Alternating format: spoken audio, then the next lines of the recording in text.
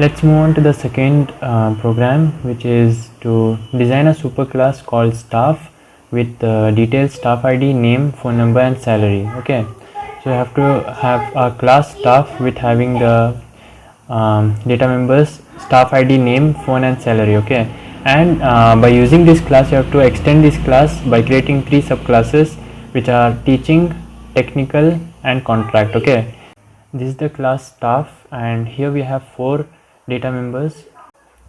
These are the four data members which we have in the class staff. Okay, and by using this class you have to extend this class and create three classes, which are teaching, technical and contract. Okay, and when you inherit this class, see, we are making three subclasses out of this main class, right? So what happens is each of this class will have all the data members present here, which are staff ID, name, phone and salary, and the functions read and display. These six things will be present in each of these. Okay, so this will have all the features of staff, and along with that we can add any more features if we want here. Okay, so we'll be adding in teach two features which is given in the question.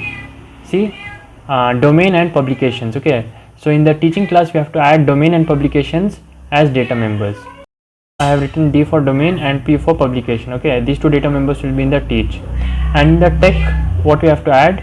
We have to add skills, and in contract we have to add period. Okay, now after having all of these, individually we have to take the inputs of these two members, this member and this member, if we create the objects. So we'll have here also read and display. Okay, this is the structure which we have been given in the program to make. And after making this, what we have to do finally, in the main function we have to create objects. See, in the question what they have given is write a Java program to read and display. That's why we included two functions, at least three staff objects of all three categories. Okay, so we have to make three objects for each of these kind. Okay, so for that we can create three arrays in the main function.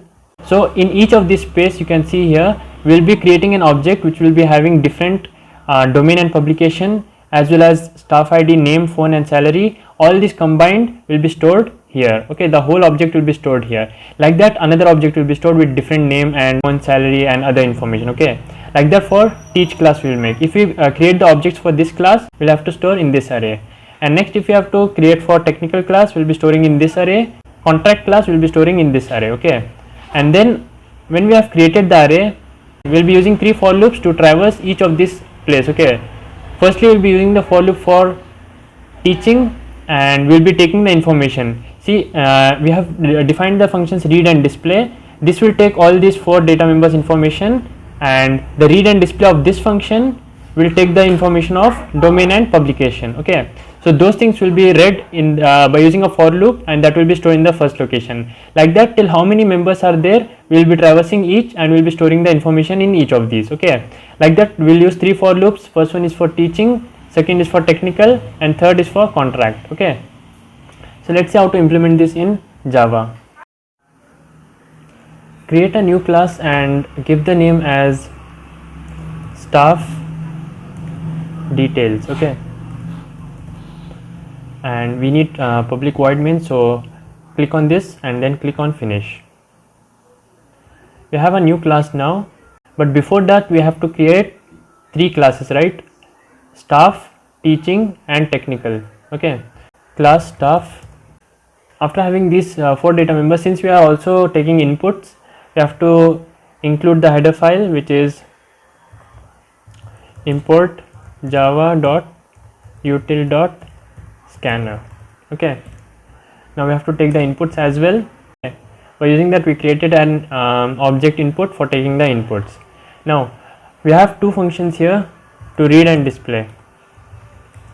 In read function, we'll be reading the data, means all these data will be taking in as inputs. Okay, and in the second function we'll be using to display. Okay, void display. So for taking the inputs, first what we have to do, we have to print out that enter the staff ID. Okay, so the user will be entering the staff ID, which will be stored in staff ID is equal to input dot next line. Since it's a string, we'll be using next line here. Okay, and the same thing will be done for the other three also. Since all are strings, we can directly take the inputs by the same format. Okay, we'll be just editing the name here.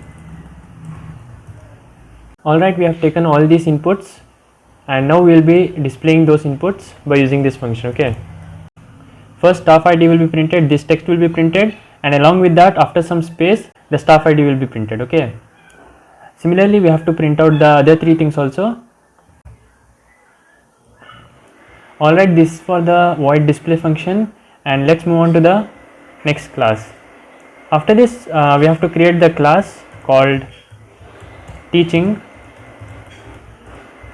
which extends the class staff. Okay, now what should be included in teaching? Since we have inherited this function, so we have to just include two more data members, which is domain and publication, which will be of string type, and along with that two functions, read and display. Okay, so let's see how to do that. First we will be writing string domain and publication, and then we will be defining the function void read teaching. Okay, and in this function we will be first calling the superclass, which is, see, why we are doing this is, if you are making an object of this type, at that time if we read the data values, we are, by using this function we can just read the data values of these two members. Okay, if you have to read the data values of the these four members, at that time we have to call this function from the superclass. This is known as superclass, so we have to call super.read. Read function is defined to take these four data values. So when we create the object of this type and call super.read, this function will be called, these four data values will be taken, and next our task is to write the function for these two data values. Okay, to take these two data values. After taking the four data members, you have to write enter the domain. Okay, now here we will be taking the input for domain. Okay, which is specific to this class.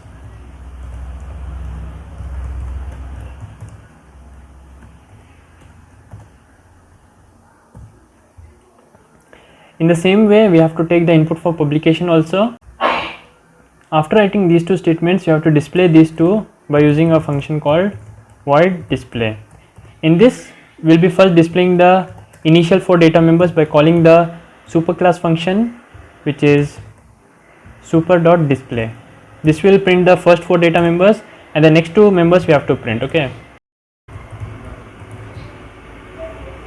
alright, this is for the teaching class. In the same way, we have to define a class technical. We will have all these same things only, just the difference is we will have to edit the name here, technical, and the two data members which we have to include is, instead of domain and publication in teaching, we have in technical skills. Okay, so just one data member extra, which is skills. Okay, and we have to write the read function here, and the same way we have to display also. First we will display the four data members, and then we will display the skills. Okay, and the third one is contract. In contract we have one data member, which is period. Okay, so that will denote how much time an employee will be working in the company. Okay,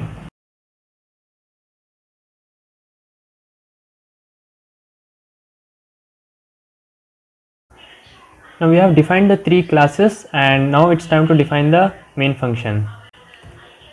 Firstly, in the main function, we'll have to ask the user how many objects the user wants to create. Okay, for the void main function, we have to define a new scanner. Okay, since we had defined the scanner for this class, we have to again define the scanner in the main class. Okay, here. Okay, now we have defined the scanner, and we'll be taking the input now. Int n is equal to input dot next int. Okay, so we'll be getting the input of how many data members the user wants, that will be stored in n. Now we'll be creating three arrays. See this one, we'll be creating these three arrays in the main function and one by one calling each of these objects and then taking the data values. Okay, we'll be using the for loops. We'll be using the for loops for each of these. Okay,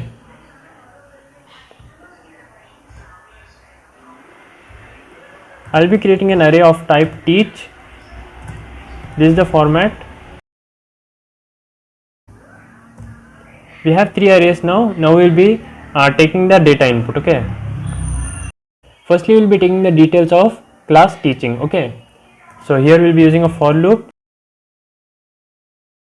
The for loop will be iterating from I is equal to 0 till n. Okay, n means how many objects the user has entered. Okay, so in each iteration what we'll be doing is we'll be creating a new object.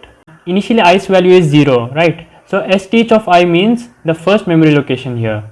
See, in this location a new object will be created of the type teaching. Okay, now in that memory location we have to take the input, means read the input. Okay, s of I dot read teaching. So by using this, what will happen is the function will be called read teaching. What does read teaching have? See here, this is the function read teaching and it has super dot read. It means it will take the input of the four data members first: staff ID, name, phone and salary. After that it will take the input, enter the domain and the publication. Okay, these two inputs will be taken and that will be stored in the first space of the array, which is steach of 0. Okay, like that we will be doing for each space iteratively. Okay, this each space will be filled with the data values which we enter here. Okay, that is for teaching. Similarly we have to do for technical and contract also. In that also we will be doing the same thing, same for loop, and we will be calling the respective functions of each of these class and storing the data values in the arrays. Okay, so this is the same function here. So we'll be using the same function here and editing the values.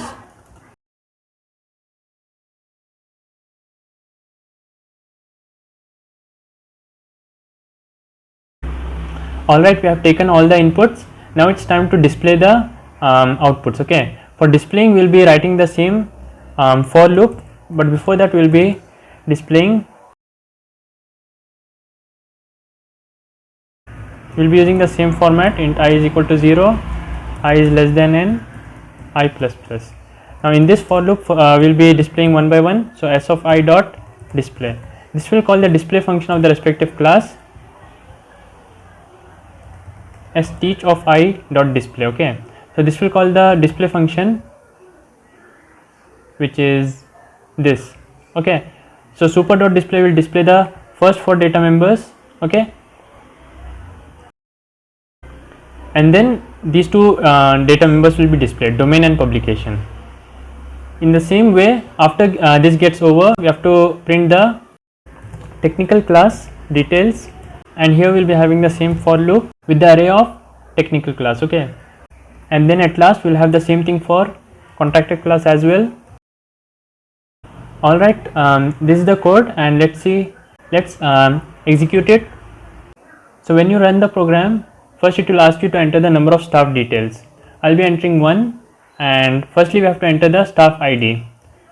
Suppose that it's 1 and the name is A, phone number. This is the output. Firstly we'll have the staff details, so that will be displayed here. Okay, with the till the publication. This is the teaching class details, and this is the technical class details, and this is the contact class details. If you have multiple objects, at that time the technical staff details will have another object information below this. Okay, so another object information will be starting from here, which will be having the name, phone number, salary, domain and publication. Then after all the objects of teaching class finish, then the technical class will start. Same thing applies for this as well, and after that the objects of contact class will be displayed. Okay,